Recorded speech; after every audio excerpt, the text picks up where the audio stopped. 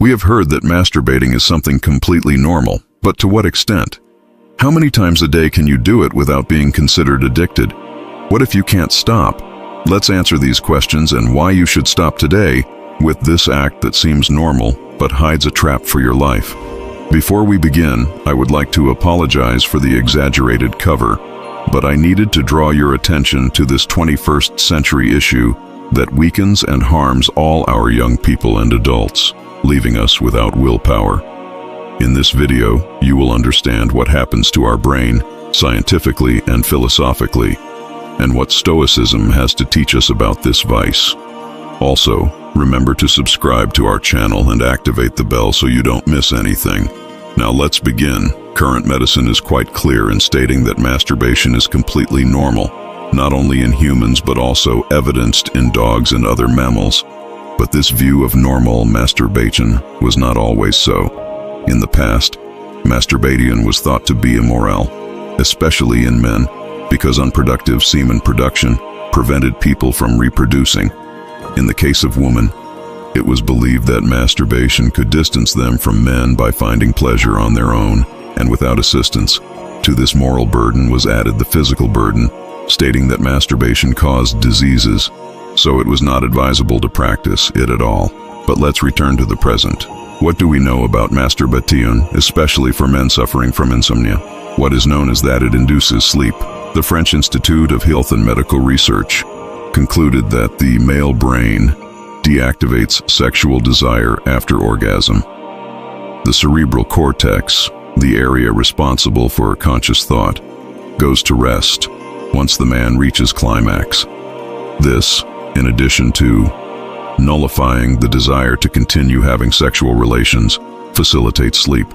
Therefore, many men fall asleep after sexual activity. But what is the problem?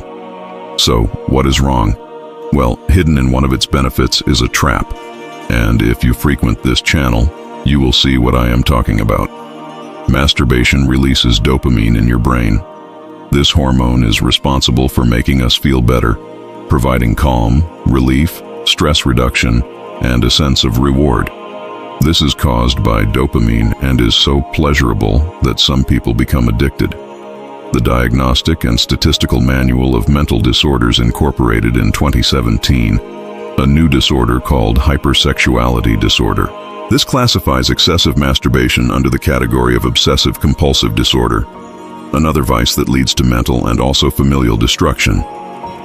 In many cases, you won't be able to control yourself and you become a slave to yourself, a victim of lack of control, thus seeking relationships with prostitutes, sex with multiple people, and, as we saw in a previous video, excessive consumption of pornography. These are ways that a dopamine-saturated brain finds to obtain pleasure. Pay attention. Addiction to masturbation comes from chemicals released in the brain, and as our brain adapts to the release of these, it feels the need to continually find the cause that generated the stimulation.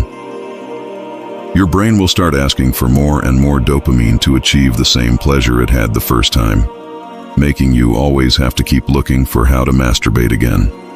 This reaches an exaggerated point when your brain realizes that the release of dopamine is excessive and begins to block receptors in an attempt to stop you. As a result, the person performs the pleasure act, in this case masturbates, but gets nothing, which frustrates them more than they already were. Excessively masturbating to satisfy that hunger for pleasure is exactly what a smoker who never stops, someone who eats chocolate until vomiting, or even an alcoholic does. At this point, you must be wondering, what does Stoicism have to do with this? The Stoics, Seneca, Marcus Aurelius, and Panaetius of Rhodes, masters of self-control and wisdom, addressed the view of pleasure and lust from a unique perspective. From the words of Epictetus to the intimate thoughts of Seneca, they explored the depths of human passions, a legacy that still captivates us. For the Stoics, masturbation was not just a quest for carnal satisfaction, but an opportunity to explore the limits of the body and mind.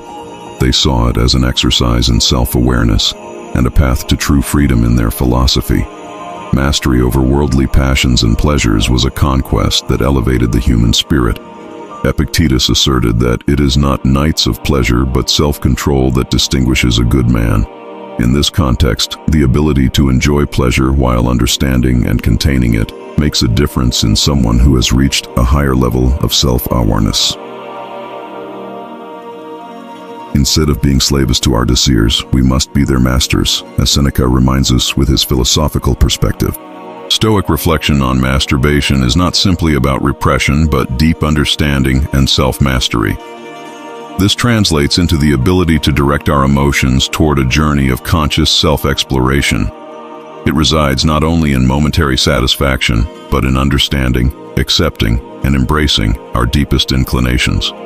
From the Stoic perspective, every action has consequences, not only for us, but also for the natural order of the universe. When we succumb to our most intense desires, as in the case of uncontrolled masturbation, we lose that harmonious connection with nature highly valued by the Stoics. We become prisoners of our desires, drifting away from true inner serenity. Compulsive masturbation can trigger an emotional whirlwind within us, where guilt, shame, and dissatisfaction become constant companions.